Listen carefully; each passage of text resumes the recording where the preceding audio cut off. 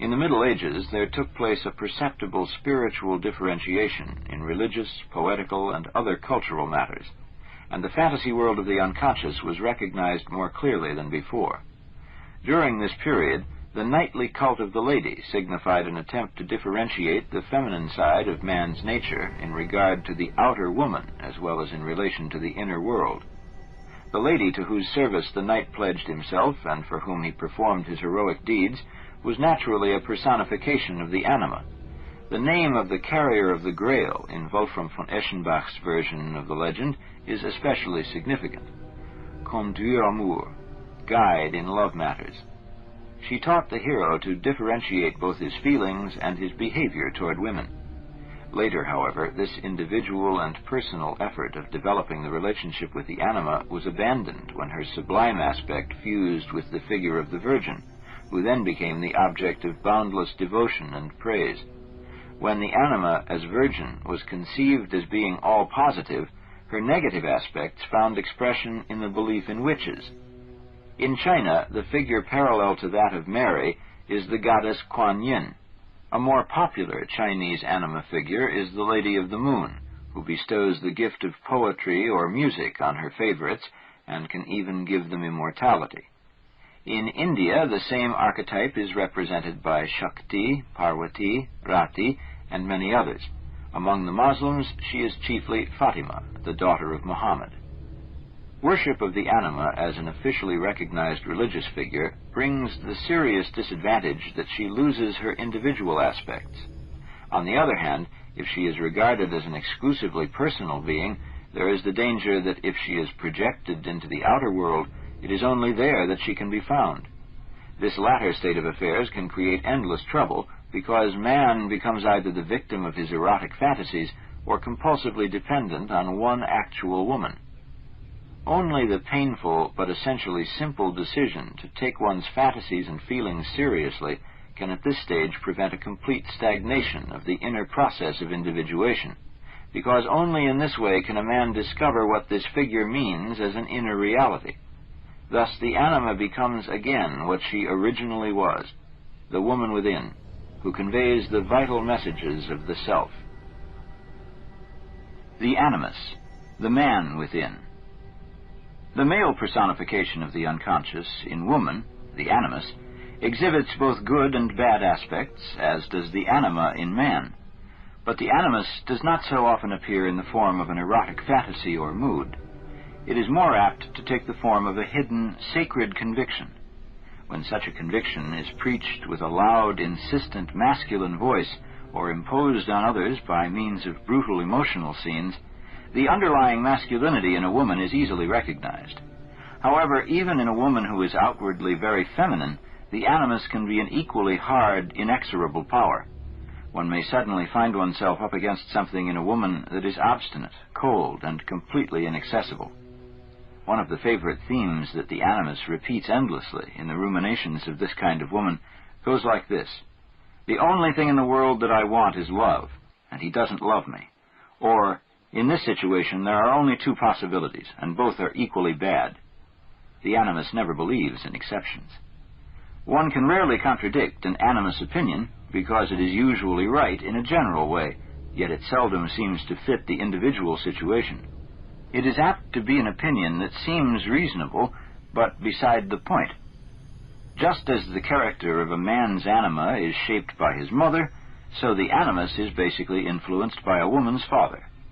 The father endows his daughter's animus with the special coloring of unarguable, incontestably true convictions, convictions that never include the personal reality of the woman herself as she actually is. This is why the animus is sometimes, like the anima, a demon of death. For example, in a gypsy fairy tale, a handsome stranger is received by a lonely woman, in spite of the fact that she has had a dream warning her that he is the king of the dead. After he has been with her for a time, she presses him to tell her who he really is. At first he refuses, saying that she will die if he tells her. She insists, however, and suddenly he reveals to her that he is death himself. The woman immediately dies of fright. Viewed mythologically, the beautiful stranger is probably a pagan father image or god image who appears here as king of the dead, like Hades' abduction of Persephone. But psychologically, he represents a particular form of the animus that lures women away from all human relationships, and especially from all contacts with real men. He personifies a cocoon of dreamy thoughts, filled with desire and judgments about how things ought to be, which cut a woman off from the reality of life. The negative animus does not appear only as a death demon. In myths and fairy tales, he plays the role of robber and murderer. One example is Bluebeard, who secretly kills all his wives in a hidden chamber. In this form, the animus personifies all those semi-conscious, cold, destructive reflections that invade a woman in the small hours, especially when she has failed to realize some obligation of feeling. It is then that she begins to think about the family heritage and matters of that kind, a sort of web of calculating thoughts filled with malice and intrigue, which get her into a state where she even wishes death to others. "When one of us dies, I'll move to the Riviera," said a woman to her husband when she saw the beautiful Mediterranean coast, a thought that was rendered relatively harmless by reason of the fact that she said it. By nursing secret destructive attitudes, a wife can drive her husband, and a mother her children, into illness, accident, or even death. Or she may decide to keep the children from marrying, a deeply hidden form of evil that rarely comes to the surface of the mother's conscious mind. A naive old woman once said to me, while showing me a picture of her son, who was drowned when he was 27, "I prefer it this way. It's better than giving him away to another woman." A strange passivity and paralysis of all feeling, or a deep insecurity that can lead almost to a sense of nullity, may sometimes be the result of an unconscious animus opinion. In the depths of the woman's being, the animus whispers, "You are hopeless. What's the use of trying? There is no point in doing anything. Life will never change for the better." Unfortunately, whenever one of these personifications of the unconscious takes possession of our mind, it seems as if we ourselves are having such thoughts and feelings. The ego identifies with them to the point where it is unable to detach them and see them for what they are. One is really possessed by the figure from the unconscious. Only after the possession has fallen away does one realize with horror that one has said and done things diametrically opposed to one's real thoughts and feelings, that one has been the prey of an alien psychic factor. Like the anima, the animus does not merely consist of negative qualities such as brutality, recklessness, empty talk, and silent, obstinate, evil ideas. He too has a very positive and valuable side. He too can build a bridge to the self through his creative activity. The following dream of a woman of 45 may help to illustrate this point. Two veiled figures climb onto the balcony and into the house. They are swathed in black hooded coats, and they seem to want to torment me and my sister. She hides under the bed, but they pull her out with a broom and torture her. Then it is my turn. The leader of the two pushes me against the wall, making magical gestures before my face. In the meantime, his helper makes a sketch on the wall, and when I see it, I say, in order to seem friendly, "Oh, but this is well drawn." Now, suddenly, my tormentor has the noble head of an artist, and he says proudly, "Yes, indeed," and begins to clean his spectacles. The sadistic aspect of these two figures was well known to the dreamer, for in reality she frequently suffered bad attacks of anxiety, during which she was haunted by the thought that people she loved were in great danger, or even that they were dead. But the fact that the animus figure in the dream is double suggests that the burglars personify a psychic factor that is dual in its effect, and that could be something quite different from these tormenting thoughts. The sister of the dreamer, who runs away from the men, is caught and tortured. In reality, this sister died when fairly young. She had been artistically gifted, but had made very little use of her talent. Next, the dream reveals that the veiled burglars are actually disguised artists, and that if the dreamer recognizes their gifts, which are her own, they will give up their evil intentions. What is the deeper meaning of the dream? It is that behind the spasms of anxiety, there is indeed a genuine and mortal danger, but there is also a creative possibility for the dreamer. She, like the sister, had some talent as a painter, but she doubted whether painting could be a meaningful activity for her. Now her dream tells her in the most earnest way that she must live out this talent. If she obeys, the destructive, tormenting animus will be transformed into a creative and meaningful activity. As in this dream, the animus often appears as a group of men. In this way, the unconscious symbolizes the fact that the animus represents a collective rather than a personal element. Because of this collective-mindedness, women habitually refer, when their animus is speaking through them, to one or they or everybody, and in such circumstances, their speech frequently contains the words always and should and ought. A vast number of myths and fairy tales tell of a prince turned by witchcraft into a wild animal or monster who is redeemed by the love of a girl, a process symbolizing the manner in which the animus becomes conscious.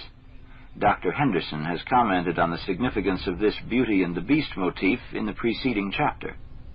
Very often, the heroine is not allowed to ask questions about her mysterious, unknown lover and husband, or she meets him only in the dark and may never look at him. The implication is that by blindly trusting and loving him, she will be able to redeem her bridegroom. But this never succeeds. She always breaks her promise, and finally finds her lover again only after a long, difficult quest and much suffering.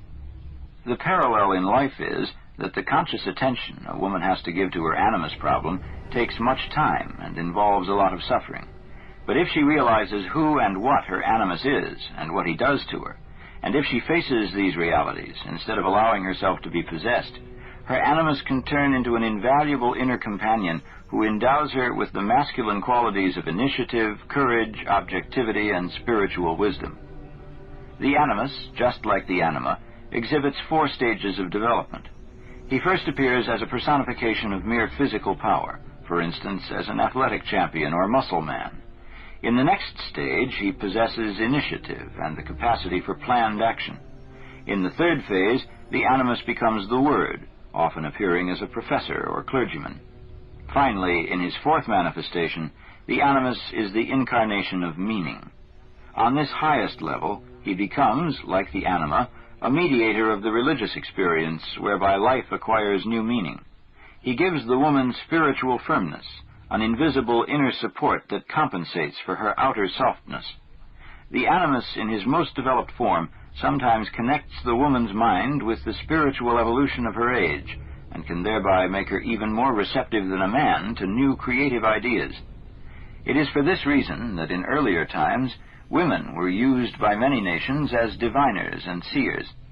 The creative boldness of their positive animus at times expresses thoughts and ideas that stimulate men to new enterprises. The inner man within a woman's psyche can lead to marital troubles similar to those mentioned in the section on the anima. What makes things especially complicated is the fact that the possession of one partner by the animus or anima may automatically exert such an irritating effect upon the other that he or she becomes possessed too. Animus and anima always tend to drag conversation down to a very low level and to produce a disagreeable, irascible, emotional atmosphere. As I mentioned before, the positive side of the animus can personify an enterprising spirit, courage, truthfulness, and, in the highest form, spiritual profundity. Through him, a woman can experience the underlying processes of her cultural and personal objective situation and can find her way to an intensified spiritual attitude to life. This naturally presupposes that her animus ceases to represent opinions that are above criticism.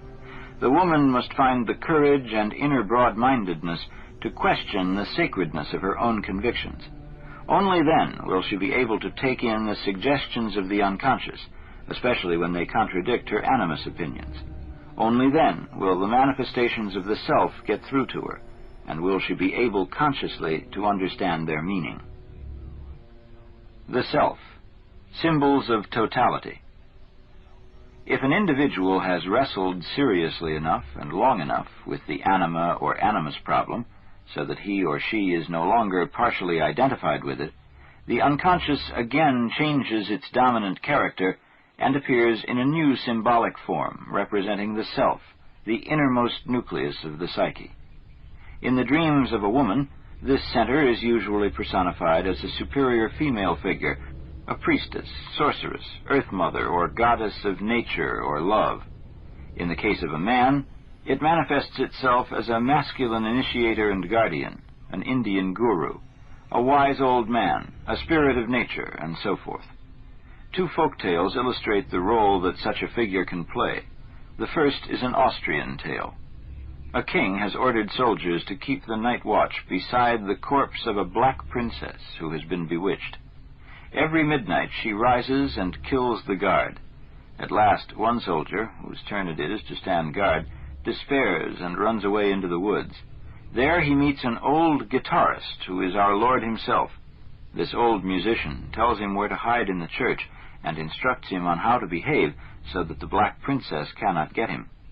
With this divine help, the soldier actually manages to redeem the princess and marry her. Clearly, the old guitarist, who is our Lord himself, is, in psychological terms, a symbolic personification of the self.